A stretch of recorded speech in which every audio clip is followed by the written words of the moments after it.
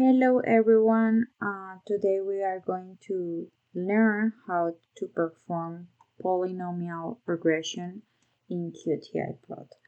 So to do this, I have an example here.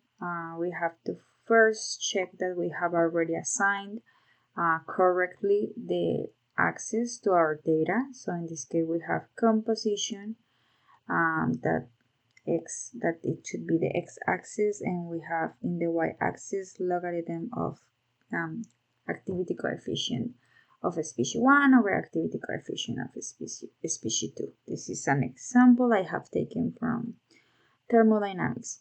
So now we are going to go ahead and select our data, go to plot, symbol, scatter, and then we are going to see our data points. Now to perform the analysis, we're going to select here, go to the option analysis, go to fitting, we go to fit polynomial, then we just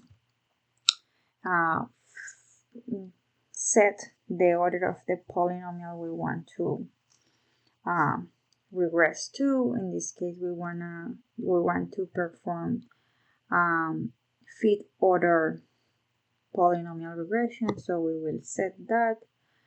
We'll go and click on fit, and here we go.